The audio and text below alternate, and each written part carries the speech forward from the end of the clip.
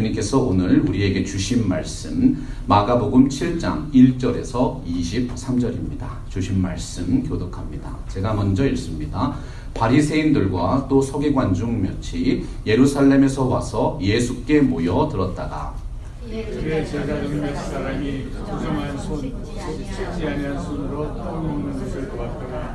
바리새인들과 모든 유대인들은 장로들의 전통을 지키어 손을 잘 씻지 않고서는 음식을 먹지 아니하며 또 시장에서 돌아와서도 물을 뿌리지 않고서는 먹지 아니하며 그 외에도 여러 가지를 지키어 오는 것이 있으니 잔과 주발과 그릇을 씻음이로라. 이에 바리새인들과 서기관들이 예수께 묻되 어찌하여 당신의 제자들은 장로들의 전통을 준행하지 아니하고 부정한 손으로 떡을 먹나이까? 이르시되 이사야가 너희 외식하는 자에 대하여 잘 예언하였도다. 기록하였으되 이 백성이 입술로는 나를 공경하되 마음은 내게서 멀도다. 사람의 계명으로 교훈을 삼아 가르치니 나를 헛되이 경배하는도다 하였느니라. 너희가 하나님의 계명을 버리고 사람의 전통을 지키느냐. 또 이르시되 너희가 너희 전통을 지키려고 하나님의 계명을 잘 저버리는도다. 모세는 내 부모를 공경하라고 아빠와 아버지나 부모를 모욕하는 자는 죽음을 당하리라 하였구나.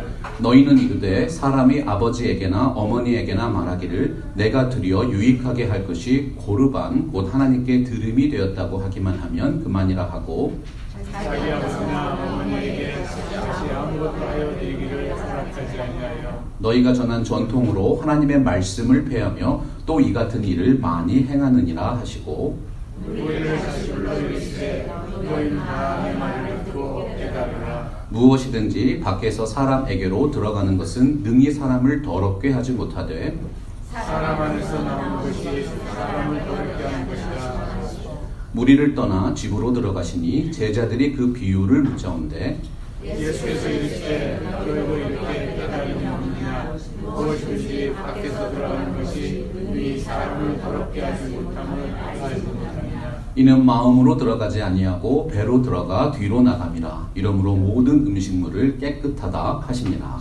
또 이르시되 사람에게서 나오는 그것이 사람을 더럽게 하느니라. 속에서 곧 사람의 마음에서 나오는 것은 악한 생각 곧 음란과 도둑질과 살인과 간음과 탐욕과 악독과 술임과 불탐과 질투와 비방과 교만과 훈례함이니.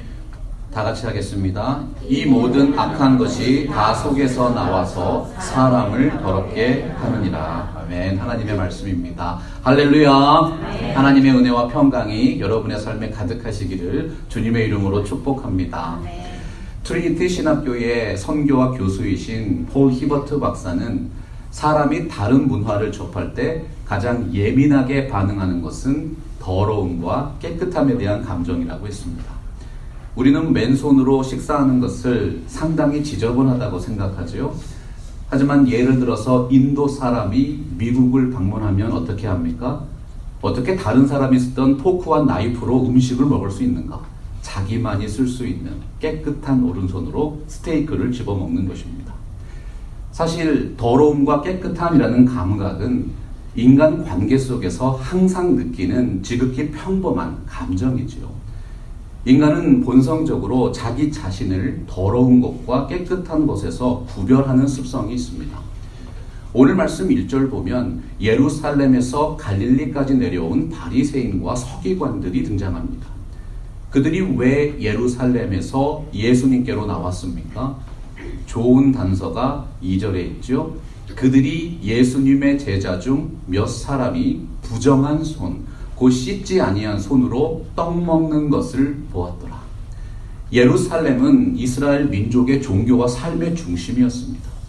신앙의 중심인 하나님의 성전이 있었습니다. 서기관 같은 율법의 전문가와 바리새인 같은 실천의 전문가들이 넘쳐나는 곳이었어요. 그 예루살렘에서 율법과 실천의 전문가들이 갈릴리까지 왔습니다. 예수님의 가르침을 비판하고 대적하기 위해서 시골 지방인 갈릴리까지 찾아온 곳입니다. 그들은 어떻게든 예수님의 말씀을 꼬투리 잡아서 그 권위와 사역을 무너뜨리려고 눈에 불을 켜고 있었습니다. 바로 그때 예수님의 제자들이 부정한 손으로 떡을 먹는 것을 본 것이지요. 부정하다는 헬라어 코이나이스라는 단어입니다. 우리가 하나가 되어서 한 마음으로 교제하는 것을 코이노니아라고 부르죠.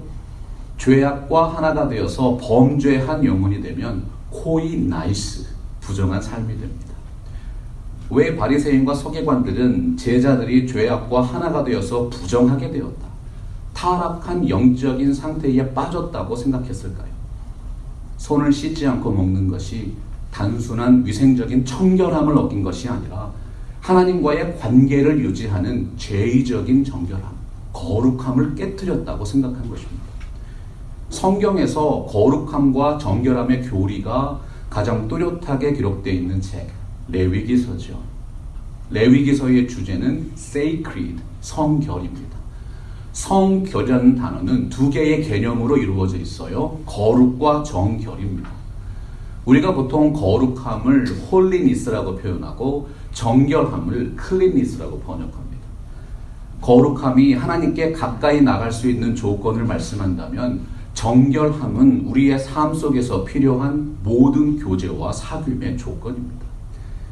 구약시대는 예수 그리스도의 복음이 아니라 율법을 통해서 의를 이루던 시대예요. 사람은 자신이 품고 있는 마음의 눈을 통해서 사물을 인식하고 사건을 분별합니다. 하나님께서는 인간의 삶에서 가장 자주 접하는 먹는 문제와 그리고 가장 극적인 체험인 시체를 만지는 것을 통해서 부정함과 정결함을 규정하셨습니다. 정결함과 부정함을 가까이 두고 구별하게 함으로써 죄와 거룩함에 대한 감각을 훈련시키셨던 것이죠. 여러분, 이 전통이 어디에서 유래되었습니까? 하나님께서 아담과 하와에게 말씀하셨습니다. 동산 중앙에 있는 나무의 실과는 먹지 말라. 그것을 먹는 날에는 내가 결단코 죽으리라. 잘못 먹으면 죽습니다. 먹는 것과 죽음의 관계, 구약의 율법과 불순종의 저주, 마찬가지 맥락인 것이죠. 오늘 말씀 3절과 4절이 이러한 사상을 반영하고 있습니다. 바리새인들과 모든 유대인들은 장로들의 전통을 지키어 손을 잘 씻지 않고서는 음식을 먹지 아니하며, 또 시장에서 돌아와서도 물을 뿌리지 않고서는 먹지 아니하며, 그 외에도 여러 가지를 지키어 오는 것이 있으니 잔과 주발과 녹그릇을 씻음이더라.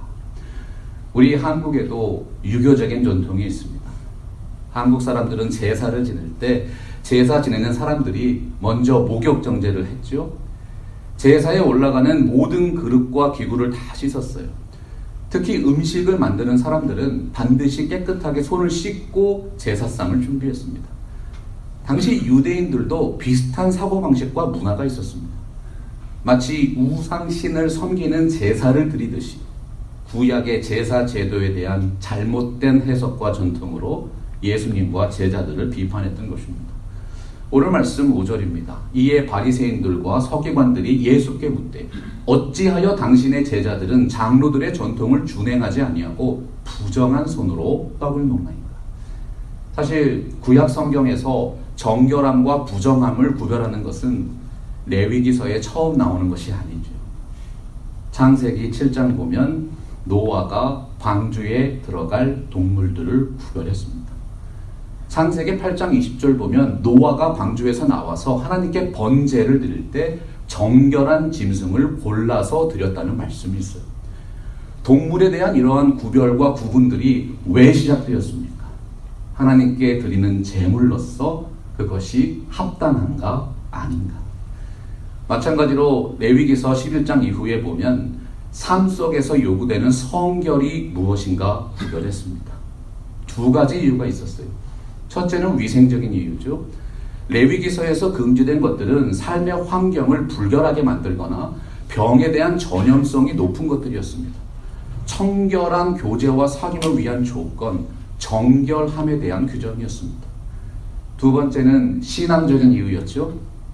당시 이방인들의 제사에 희생 제물로 쓰였던 짐승들을 부정한 것으로 규정했습니다. 하나님께 드리는 제사를 홀리하게, 거룩하게 구별했던 것입니다. 여러분, 이 모든 구별과 구분의 기준이 되는 중요한 질문이 무엇이었어요? 하나님께서 흠양하시는 제물로 합당한가, 합당하지 않은가? 복음의 시대를 살아가는 우리들에게 사도 바울이 로마서 12장 1절에서 말씀했습니다. 그러므로 형제들아, 내가 하나님의 모든 자비하심으로 너희를 권하노니 너희 몸을 하나님이 기뻐하시는 거룩한 산 제물로 드리라. 이는 너희가 드릴 영적 예배니라. 교회에 나와서 예배를 드리는 행위가 있어도 예배자의 마음이 하나님을 떠나 있다면 그 예배는 하나님이 흠양하시지 않는 산 제물입니다. 한 주간의 삶 속에서 여러분의 일터에서 가정에서 일을 하시고 가정을 돌보시는 지극히 평범한 일상이 하나님이 받으시는 아름다운 영적 예배가 될 수 있습니다. 어떠한 질문을 던져야 하는 것이죠? 내 입술의 모든 말과 내 마음의 묵상이 하나님의 흠양하시는 제물로 합당한가, 합당치 않은가? 나의 마음과 삶이 영과 진리로 드리는 아름다운 영적인 예배인가? 엄밀한 의미에서 지금 우리가 올리는 주일 예배는 주일 12시에 시작하는 것이 아닙니다. 이 예배를 위해서 어떠한 마음과 삶으로 준비하셨습니까? 여러분들의 마음과 삶이 하나님이 기뻐 받으시는 거룩한 산 제물로 구별되어야 합니다. 오늘 말씀 6절과 7절 보면 예수님께서 바리새인과 서기관들의 이중성을 보시고 책망하셨어요. 이르시되 이사야가 너희 외식하는 자에 대하여 잘 예언하였도다. 기록하였으되 이 백성이 입술로는 나를 공경하되 마음은 내게서 멀도다. 사람의 계명으로 교훈을 삼아 가르치니 나를 헛되이 경배하는도다 하였느니라. 오늘 말씀을 기록한 마가는 예수님께 항의하는 바리새인과 서기관들의 율법주의적인 사고를 날카롭게 비판하고 있습니다. 왜 당신의 제자들은 먹을 때 손을 씻지 않는 것입니까? 그들의 질문 속에는 하나님을 경외하는 마음이 없었습니다. 이웃을 사랑하는 마음도 없었습니다. 자신들의 생각과 기득권을 지키려는 세상적인 욕심이 있었던 것이죠. 예수님께서 그들을 외식하는 자들이라고 책망하신 근거가 무엇이었어요? 당시 유대인들이 너무나도 잘 알고 있었던 이사야의 말씀을 인용하셨습니다. 주께서 이르시되 이 백성이 입으로는 나를 가까이 하며 입술로는 나를 공경하나 그들의 마음은 내게서 멀리 떠났나니 그들이 나를 경외함은 사람의 계명으로 가르침을 받았을 뿐이다. 이사야서가 말씀한 죄악은 이스라엘의 지도자들과 백성들의 타락이 핵심이었습니다. 그분들은 애굽 땅 종되었던 집에서 구원하여 내신 하나님을 잊어버렸어요. 가나안 땅의 우상들을 섬겼습니다. 하나님의 말씀보다 인간의 세속적인 전통을 더 중요하게 여기는 죄악을 범했습니다. 그 때문에 예루살렘 성이 파괴되었고 나라가 패망했습니다. 바벨론 포로로 끌려가는 끔찍한 형벌을 받게 되었던 것이죠. 예수님은 일부러 이사야서의 말씀을 인용하셨어요. 그 뼈아픈 유대인들의 역사를 당시 바리새인과 서기관들에게 상기시키셨습니다. 우리는 왜 여기서 유대인들이 율법에도 없는 장로의 유정과 전통을 만들어서 지키려고 했는지 그 배경을 이해해야 합니다. 이사야의 예언대로 이스라엘 백성들은 바벨론에서 참으로 고통스럽고 끔찍한 세월을 보냈습니다. 70년의 복역을 다 채웠어요. 예루살렘으로 돌아왔습니다. 그들 앞에 펼쳐진 현실은 그야말로 아픔이었습니다. 그들이 왜 그런 징계를 받게 되었는가? 뼈저리게 깨닫게 된 것이죠. 그들에게 남아있던 것은 무너져버린 예루살렘 성전이었어요. 마음속에서 이미 찢겨져 버린 하나님의 율법이 그들 앞에 남아있었습니다. 하나님과의 관계와 교제를 누리게 하는 율법과 성전 중심의 삶을 회복하는 것이 가장 중요한 숙제였던 것이죠. 옛말에 자라보고 놀란 가슴 소뚜껑만 봐도 놀란다고 했어요. 이스라엘 사람들에게 뼈저리게 새겨진 공동체의 상처는 결벽증 환자들이 호소하는 정신적인 트라우마와 같았어요. 그들은 율법과 성전의 본래의 뜻인 하나님과의 교제를 잃어버렸습니다. 오로지 더욱 상세하고 철저하게 그 율법을 세분화해서 지키면 된다는 율법주의 운동을 발전시킨 거예요. 이러한 배경에서 포로 시대 이후의 유대인 공동체에는 율법을 더욱 깊이 연구하고 강론하는 랍비의 전통이 생겨났습니다. 미드라시, 미쉬나, 그리고 게마라와 같은 율법의 해설서와 삶의 지침서가 나옵니다. 모세의 율법을 더욱 정교하게 구분해서 삶의 지침으로 삼는 수많은 구정과 유전들이 생겨났던 것이죠. 여러분들 탈무드라는 책 들어보셨습니까? 잘 알고 계시는 탈무드가 유대인들의 이런 전통들을 모아서 만든 대표작입니다. 이스라엘의 패망과 실패의 역사는 유대인 공동체에 잊을 수 없는 역사적인 아픔과 상처를 남겼습니다. 그 공동체적인 트라우마가 오늘 말씀이 이야기하는 장로들의 유전, 인간의 유전이 된 것이죠. 8절과 9절에서 계속되는 예수님의 말씀을 들어보세요. 너희가 하나님의 계명은 버리고 사람의 전통을 지키느니라. 또 이르시되 너희가 너희 전통을 지키려고 하나님의 계명을 잘 저버리는도다.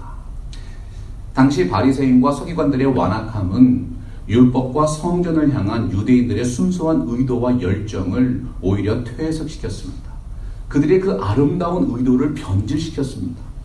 범죄자들이 법정에서 가장 많이 하는 항변이 무엇입니까? 나는 시키는 대로 했을 뿐입니다. 법을 어긴 사람들이 가장 많이 주장하는 항변의 근거가 율법주의입니다. 자기가 할 일을 했기 때문에 정당하다는 것이죠.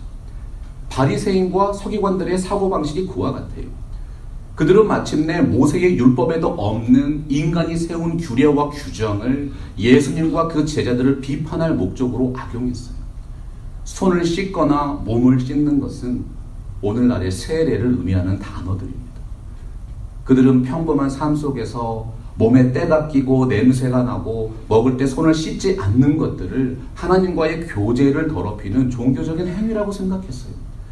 결벽증 환자와 같은 완벽주의와 율법주의는 원래 구약의 율법이 규정하는 거룩함과 상관이 별로 없습니다.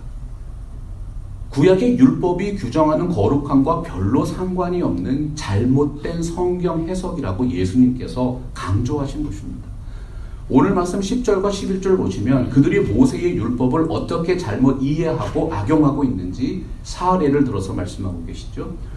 모세는 내 부모를 공경하라 하고 또 아버지와 어머니를 모욕하는 자는 죽임을 당하리라 하였거늘 너희는 이르되 사람이 아버지에게나 어머니에게나 말하기를 내가 드려 유익하게 할 것이 고르반 곧 하나님께 드림이 되었다 하기만 하면 그만이라. 모세의 율법에서 부모님을 공경하라는 계명은 매우 중요한 실천사항이죠. 그리고 당연히 하나님께 정한 예물을 드리는 것도 중요한 계명입니다. 그런데 예수님의 시대에 이 율법의 계명들이 변질되었습니다. 바리새인과 서기관들이 얼마나 율법을 교묘하게 악용하고 있는지 보여주는 사례가 고르반 제도였어요. 고르반은 하나님께 바쳐질 제물이라는 뜻이에요. 이 세상 그 누구도 하나님께 바쳐질 제물을 달라고 할 권리가 없습니다. 부모님께 봉양할 물건이라도 욕심이 나서 주기 싫어지면 내가 하나님께 바치려고 합니다. 고르반이라고 말하고 안 주었던 것입니다. 바리새인과 서기관들은 고르반 제도를 악용합니다. 남에게 베풀기 싫어지면 고르반이라고 무조건 말했어요.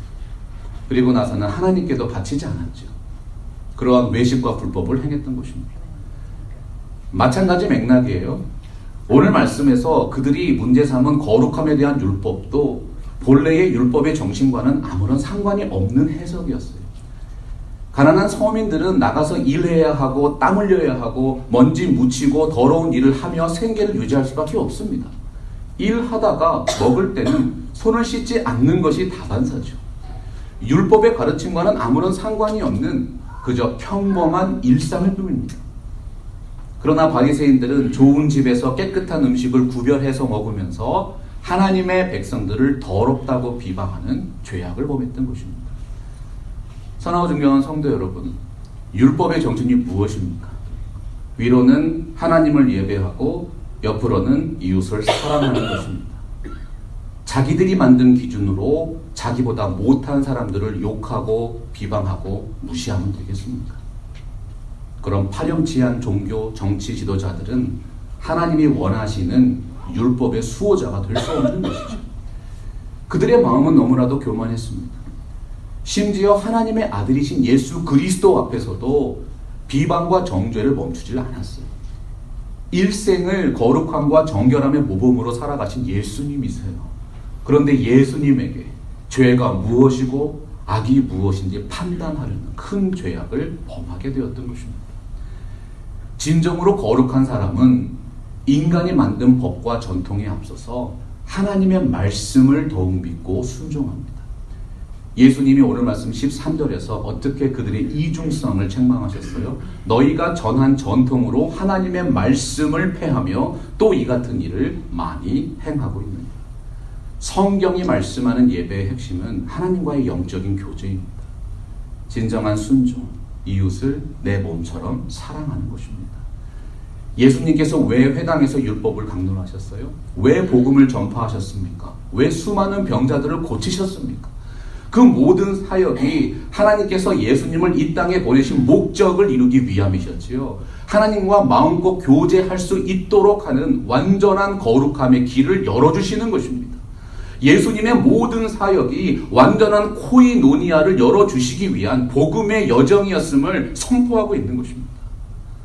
복음서가 말씀하는 예수님과의 접촉은 하나님과의 만남과 교제를 상징했어요. 병이 나았습니다.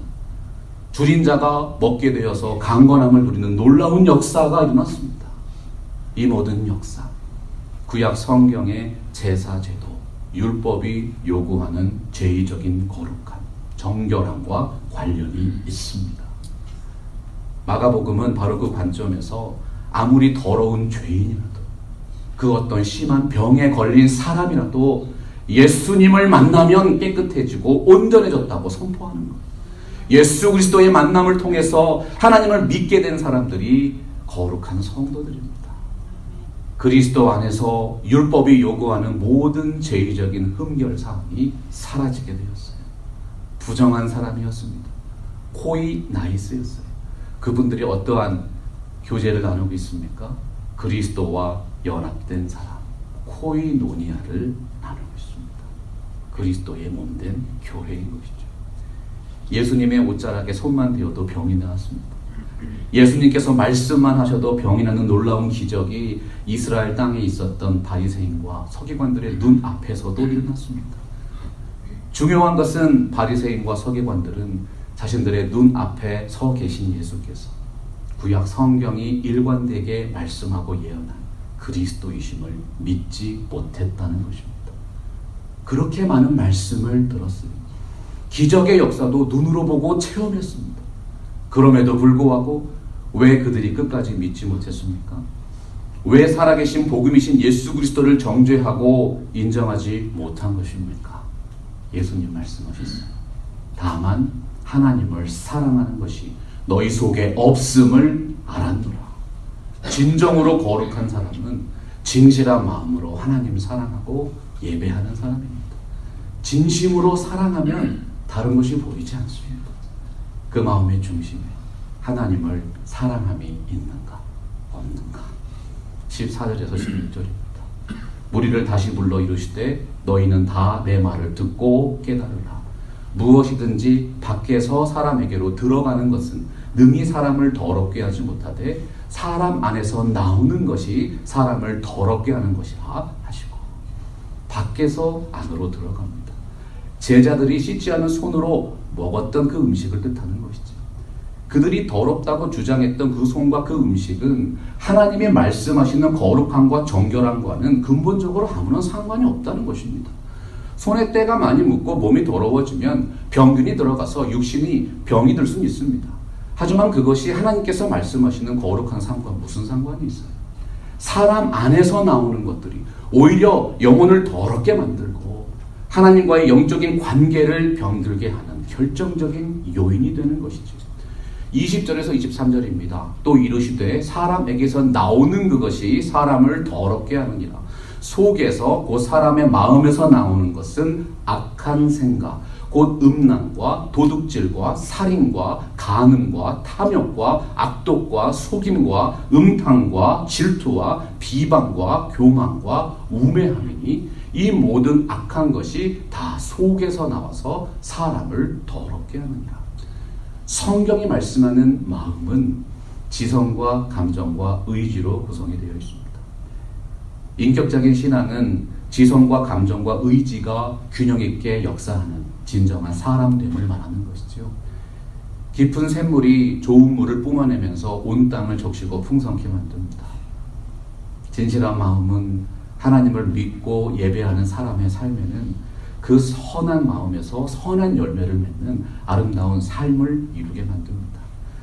그래서 성경이 말씀하는 거룩함은 구별됨입니다. 악한 것과 선한 것이 구별되고, 더러운 것과 깨끗한 것이 구별되고, 부정한 것과 정결한 것이 구별됩니다. 구약 성경이 말씀하는 거룩의 개념은 구약시대 성소의 구조에 제일 잘 반영이 되어 있죠. 이방인과 이스라엘 사람들을 이방인의 뜰이라는 단점으로 구별했어요. 백성과 제사장을 성소라는 구역으로 구별했습니다. 일반 제사장들과 대제사장을 지성소에 들어갈 수 있는 자격과 공간으로 구별했습니다. 그리고 최종적으로는 하나님과 인간을 구별하는 것이 있었죠. 지성소의 휘장입니다. 여러분, 구별된 삶을 살고 계십니까? 지구상에 존재했던 모든 문명에는 담장 문화라는 것이 있습니다. 인생을 쌓는 것입니다.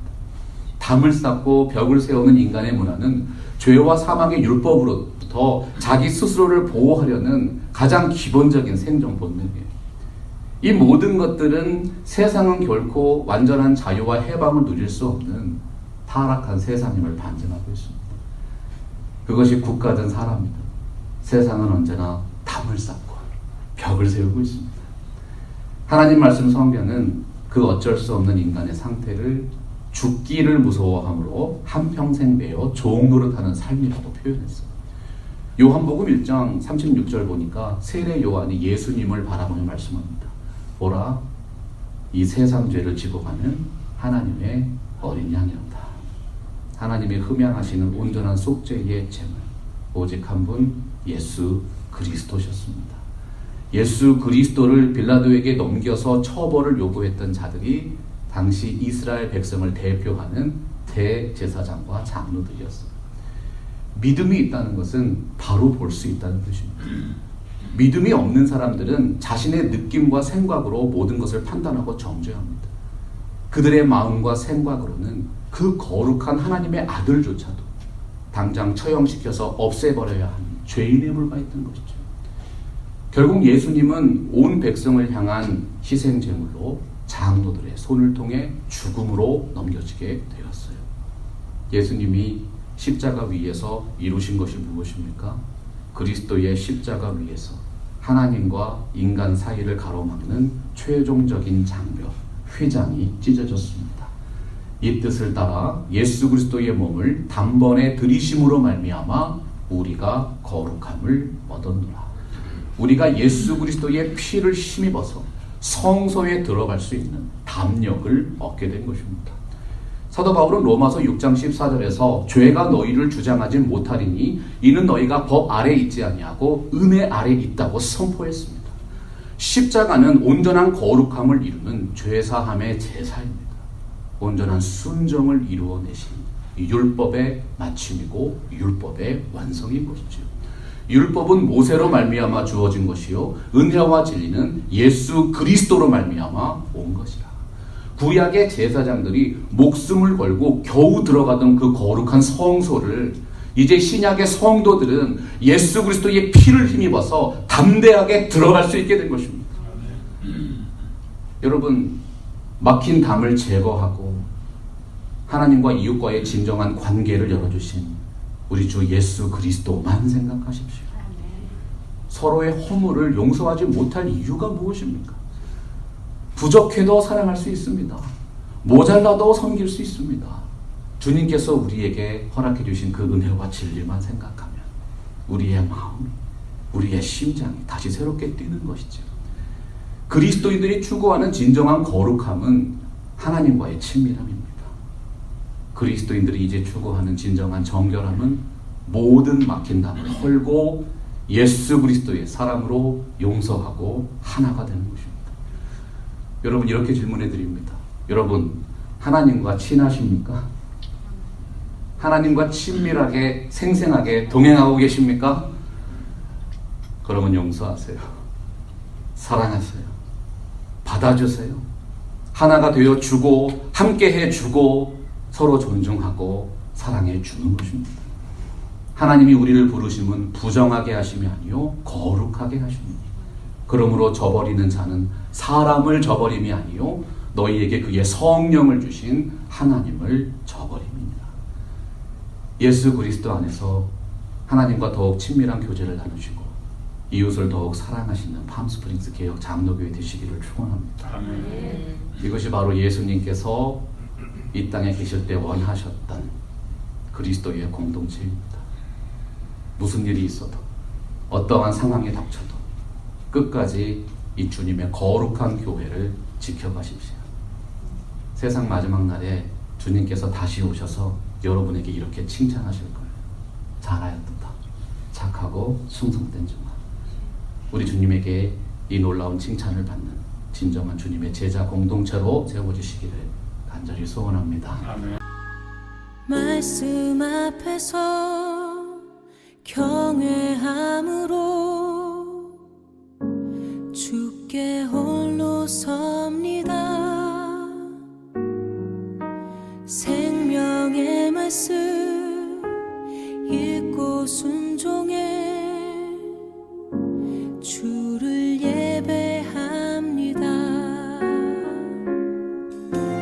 기록된 말씀 힘이 있어서 진리로 우리 거룩해 하며 거룩한 말씀 세세 영원히 복음이 되어 말씀하시네.